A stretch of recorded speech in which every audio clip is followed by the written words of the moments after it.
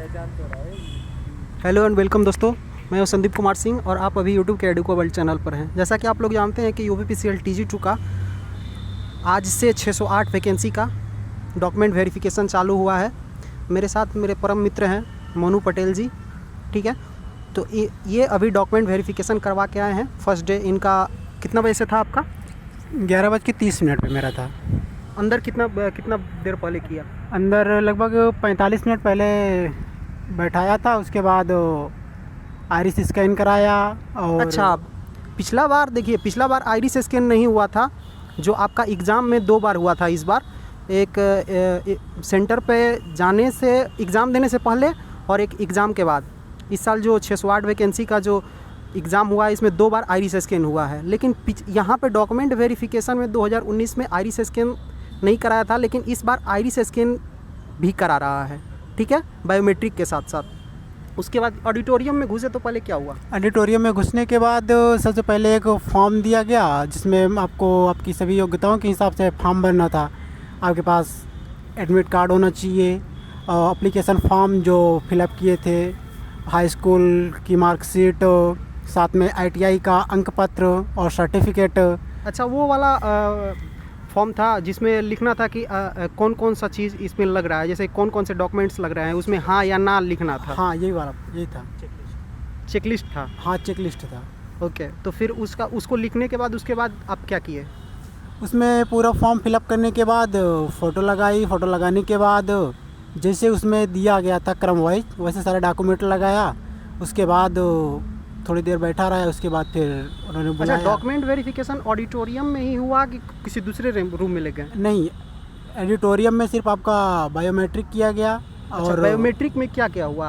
Iris scan हुआ? हाँ, left thumb लगाया गया? नहीं, लेफ्ट आईज का, आंखों अच्छा, का हाँ। बायोमेट्रिक किया गया। उसके हाँ। बाद आपको आपके पैनल के हिसाब से हाँ पैनल 1, पैनल 2, पैनल 3 वालों को हाँ। रूम नंबर 1 में, और पैनल 4, पैनल 5 वालों को रूम नंबर 4 में भेज दिया रूम गया। नंबर 4 में? हाँ, रूम नंबर 4 में भेज दिया गया। अच्छा, तो रूम नंबर 4 में और 1 में भेजा गया। कौन कौन सा रूम था? रूम नंबर 1 और अच्छा, रूम नंबर 4।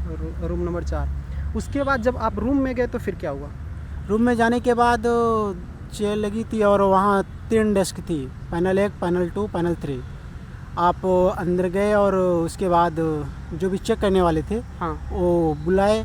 आप गए, आप अपना जो फ़ोटो कॉपी लगाए थे, हाँ। सब अपने प्रमाण पत्रों की, उसको अच्छा, दे ये दिया। चीज़ बताइए, जैसे रिजल्ट में 5 पैनल में रिजल्ट दिया है, हाँ। ठीक है, कि panel A, panel B, panel C, panel ऐसे करके दिया है, मतलब 5 पैनल में दिया है। लेकिन वहाँ पे जो जिस रूम में गए वहाँ पे पैनल 3 ही था, मतलब 3 ही हाँ। डेस्क थे उस वहाँ पे। मतलब पैनल 1, पैनल 2 और पैनल 3 हाँ। वालों को रूम नंबर 1 में डाला गया था। अच्छा। और पैनल 4, पैनल 5 वालों को अच्छा, रूम नंबर अच्छा, 4 में डाला अच्छा, गया अच्छा, था। ऐसा था, ठीक है। लेकिन पैनल 5 थे? हाँ, 5 पैनल थे। ठीक है ना। तो उसके बाद जब आप रूम में इंटर किए तो फिर क्या हुआ? रूम में इंटर करने के बाद थोड़ी देर बाद नंबर आया। उसके हाँ। बाद गए, हाँ। अपना सारा फ़ोटो कॉपी उनके सामने रखा। पहले क्या किया? पहले ओरिजिनल चेक किया? नहीं, हाँ। पहले फ़ोटो कॉपी कितना फ़ोटो कॉपी लगा? एक। अच्छा, किसका लगा? आप OBC से बिलोंग करते हैं, तो आपका क्या क्या लगा फोटो कॉपी OBC में? से बिलोंग करते हैं, तो मेरा सबसे पहले हाई स्कूल की मार्कशीट थी जी। और ITI का वो अंक प्रमाण पत्र था। हाँ और सर्टिफिकेट था। हाँ उसके बाद निवास प्रमाण पत्र हाँ और OBC की जात प्रमाण पत्र, हाँ एप्लीकेशन फॉर्म था। हाँ। और जो फॉर्म फिलअप किया गया था, हाँ। एप्लीकेशन फॉर्म और हाँ। एडमिट कार्ड, एक अच्छा। फ़ोटो, उसके बाद आधार कार्ड, बस अच्छा, इतना चीज़ था। एक चीज़ और सबसे ज़्यादा मतलब इसका क्वेरी आता है कि मेरा फॉर्म में पिताजी का नाम गलत हो गया, माताजी का, या एजुकेशनल क्वालिफिकेशन में 10th की जगह 12th डाल दिए हैं, या ITI में कुछ गलत हो गया। इसके लिए क्या करना पड़ेगा? ये सब चेक कर रहे हैं, या जो जिसका अगला दिन मतलब डॉक्यूमेंट वेरिफिकेशन, उसके लिए इसको एफिडेविट वगैरह कुछ करवाना पड़ेगा? क्योंकि आपका थोड़ा सा गलत हुआ है। हाँ, तो मेरा भी था। मैंने हाई स्कूल में क्वालिफिकेशन की जगह इंटर की क्वालिफिकेशन डाल दी थी, लेकिन ऐसा कुछ नहीं किया, मतलब चेक ही देखिए, नहीं किया इनका गया। सबसे बड़ा गलती था, ठीक है, कि 10th और ITI मांगा गया था, ठीक है, लेकिन ये जो फॉर्म भरे थे तो वहाँ पे 10th के जगह पे इन्होंने 12th वाला डाल दिया था फॉर्म भरते समय उसके स्लॉट में, और ITI वाले पे ITI इन्होंने डाला था। इन्होंने सबसे बड़ा गलती किया था। ऐसे तो बहुत सारे लड़कों का आम क्वेरी होता है, जैसे माता का नाम पिता का नाम गलत हो गया तो ये छोटा मोटा है, जैसे आधार कार्ड में नाम गलत हो गया गांव का या कुछ भी है, जैसे पिन कोड वगैरह वगैरह कुछ भी है, तो वो सब तो एक नॉर्मल होता है। इनका सबसे बड़ा गलती था कि इनका जो है जो 10th मांगा गया था वहाँ पे ये 10th फॉर्म भरते समय 12th का डाल दिए थे, फिर भी इनको फिर वहाँ पे क्या बोला कुछ नहीं, वो इसके बारे में बोला ही नहीं। हाँ ना तो इंटर का मांगा हम्म, और मतलब सारे डॉक्यूमेंट दिखाता गया, वो बोलता ओरिजिनल आप रखते जाओ। हाँ फिर चेक किया, उसके बाद बोला बेटा आप जा सकते हो, बस। अच्छा, तो मतलब कुछ ऐसा नहीं कि कुछ नहीं ऐसा। अच्छा, एक चीज़ बताइए, जो एडमिट कार्ड मांग रहा है, ठीक है, 2 कॉपी और जो फॉर्म भरे थे हम लोग 5 पेज में निकल रहा है वो, हाँ। तो क्या उसको देखा? हाँ, उसको भी देखा था। अच्छा, उसको भी देखा। मतलब उसको देखा था एक सरसरी निगाह से बस, अच्छा, कि मतलब लगा है। हाँ, मतलब बस। लगा है। वैसे कोई इसकी विशेष जांच नहीं तो की थी। आधार कार्ड का भी 2 कॉपी लिया? हाँ, आधार कार्ड का भी 2 कॉपी लिया था, और सब पे हाँ। हर एक डॉक्यूमेंट पे हाँ। आपकी सिग्नेचर होनी चाहिए। नीचे? हाँ, नीचे signature होनी बॉटम चाहिए। में आपका सिग्नेचर होना चाहिए, एक कॉपी ही लग रहा है, हाँ ठीक है। और आधार कार्ड का ओरिजिनल भी देखा होगा? हाँ, सबका ओरिजिनल सभी का देखा था। तो पहले 2 कॉपी जमा करा लिया, ठीक है, हाँ। उसके बाद आपका ओरिजिनल देखा, हम्म। ठीक है।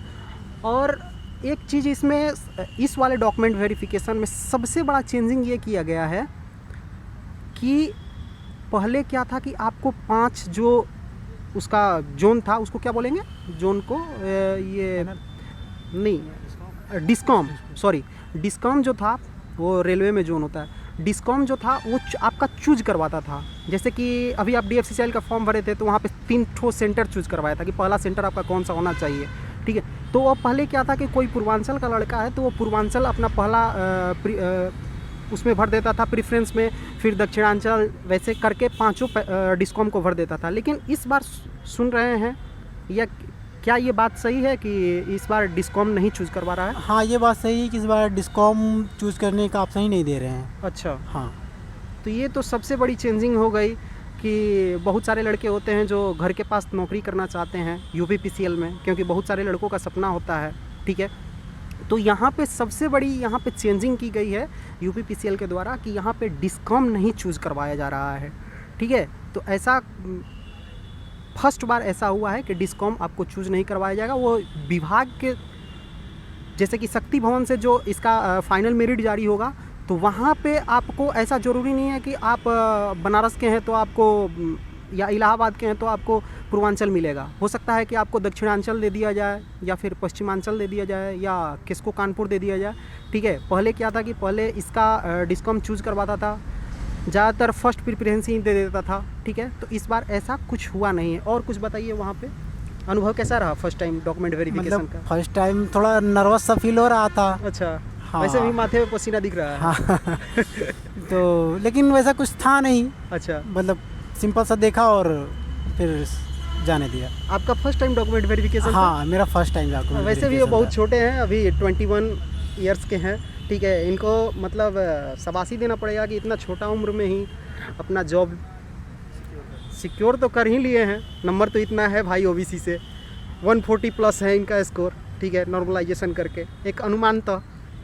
तो उसके बाद फिर क्या हुआ, जैसे कि आपका आइरिस स्कैन करवा लिया, फिर ओरिजिनल चेक कर लिया, 2 कॉपी ले लिया, फिर उसके बाद क्या करवाया? उसके बाद आपको रूम में भेजा, और रूम मतलब जो चेक करने वाले थे, हाँ, उन्होंने डॉक्यूमेंट वेरिफिकेशन चेक की, मतलब वेरिफिकेशन किया अपने से। हाँ, उसके बाद आपके फॉर्म को एक लिफाफे में डाला, फिर अच्छा। किसी दूसरे को पोस्ट किया। अच्छा, उसने फिर से मिलाया, उसके हाँ। बाद बोला आप जा सकते हो। तो आपका बस हो गया। इतना ही था। बस मतलब इतना ही सर। पिछला बार क्या था कि एक अलग रूम में बैठा के वहाँ पे डिस्कॉम चूज़ करवाता था, उसका एक फॉर्मेट नहीं मिल रहा है। अब नहीं, बस इस बार डिस्कॉम चूज ही नहीं करवा रहा चूज़ है। ही नहीं करवा रहा है, तो हाँ। उसका फॉर्मेट ही नहीं दे रहा है। मतलब कितना मिनिमम कितना टाइम लगा? मतलब जब से ऑडिटोरियम में बैठाया और वेरिफिकेशन से लेके लगभग 1 घंटे लग गया था। 1 घंटे लग गया, हाँ। ठीक है। और एक चीज़ बताइए, कितना मतलब आपका 11 कितना बजे से था? 11:45 से? 11:45 पे मेरा था, हाँ। और लगभग 10:20 या 25 मिनट पैसे कुछ अंदर अच्छा, किया था। मतलब इनको 45 पे। अगर आपका जितना टाइम में भी है, जैसे मान लीजिए आपका 2 बजे है, ठीक है, तो आप 12:30 बजे के बाद ऑडिटोरियम में जा सकते हैं, ठीक है। हाँ। ऑडिटोरियम से पहले ही आपको एक मतलब वो दिया जा रहा है प्रेफरेंस, वो चेकलिस्ट। चेकआउट, जिसमें आपका ये लिखा रहेगा कि आपने ITI किया है क्या, आप जैसे कि स्वतंत्रता सेनानी के घर से बिलोंग करते हैं तो वहाँ पे हाँ ना जो होता है और चेकआउट। हाँ बोलिए। हाई स्कूल के मार्कशीट में सबसे ज़्यादा प्रेफरेंस मैथ और साइंस को दिया जा रहा है। अच्छा, मान लीजिए कि उत्तर प्रदेश में ऐसा होता है कि मैट्रिक में भी कोई अलग आर्ट्स वगैरह होता है, ठीक है, हाँ, तो उसमें क्या कर रहा है? जिसका मैथ और साइंस नहीं हो रहा है उसके लिए क्या कर रहा है? जिसका मैथ और साइंस नहीं है फिर उसे एफिडेविट सब बनवाना पड़ेगा। अच्छा, ऐसे एफिडेविट काम नहीं बनवाना। होगा। हाँ, तो क्या मतलब यहीं पे एफिडेविट बनवा रहा है कि आप बोल रहा है कि आप घर पे जाइए बनवा के लाइए एफिडेविट हाई स्कूल से, ऐसा कुछ? नहीं, अभी तो मतलब जितने थे कोई था नहीं। हाँ। लेकिन तुरंत एफिडेविट बनेगा नहीं। अच्छा, हाँ, मुझे लगता है कि कम से कम 1-2 दिन का तो टाइम देगा ही कि आप जाओ बनवा नहीं के लाओ। एक्चुअली क्या होता है ना, यूपीपीसीएल जैसे ही डॉक्यूमेंट वेरिफिकेशन ख़त्म होता है वैसे ही 1-2 दिन के अंदर ही ये फाइनल मेरिट मतलब दे देता है, ठीक है। तो इसमें सबसे बड़ी गलती यही होती है, गलती कहें या इसको एक अच्छा कहें, ठीक है। तो इसमें क्या है कि ये फाइनल मेरिट दे देता है तो फिर टाइम कहाँ मिला? और एक चीज़ और, रिजल्ट के समय ही नीचे लिखा गया था कि उस दिन हर चीज़ आपका अवेलेबल होना चाहिए, ठीक है। तो अगर मान लीजिए कि आज जिसका वेरिफिकेशन हुए यानी कि 20 तारीख को, 20 सितंबर 2021 को, ठीक है, अगर उसको अफिडेविट करवाना है, ठीक है, 23 तारीख तक चलेगा। अगर वो 23 तारीख के अंदर में नहीं ले पाया, मतलब लाकर नहीं दिखाया एफिडेविट को, तो फिर क्या उसको बाहर कर दिया जाएगा? हाँ, बाहर कर दिया जा सकता है। क्योंकि इसका ये टाइम नहीं देता है ना, ये रेलवे जैसा टाइम नहीं देता है कि आपको 1 महीना या 15 दिन 20 दिन के बाद आपका फाइनल मेरिट लगेगा, ये तुरंत ही लगा देता है, ठीक है। तो और सब बताइए अनुभव, बाकी सब कैसा रहा? फिर आप बाहर आ गए तो हाँ, कैसा लगा? बाहर आने के बाद बहुत अच्छा लगा। अच्छा, ये टेक्निकल का आपका कौन सा एग्ज़ाम था? पहला, टेक्निकल दूसरा? का मेरा पहला एग्ज़ाम था ये। देखिए इतना छोटा उम्र में टेक्निकल, सबसे बड़ी खासियत इनका हम आंसर की देखे हैं, यूपीपीसीएल का हमको लगता है कि पहला ऐसा बंदा है जो यूपीपीसीएल में 15 इंग्लिश में 14 इंग्लिश सही किए हुए हैं 19 के सेकेंड शिफ्ट में, ठीक है। इतना छोटा मतलब उम्र में देखिए, इनका फर्स्ट टेक्निकल एग्ज़ाम था और इन्होंने टेक्निकल एग्ज़ाम को उसको क्वालिफाई किया है और इनका डॉक्यूमेंट वेरिफिकेशन था आज 20 सितंबर को, ठीक है। चलिए मिलते हैं अगले वीडियो में, बाय बाय, जय हिंद।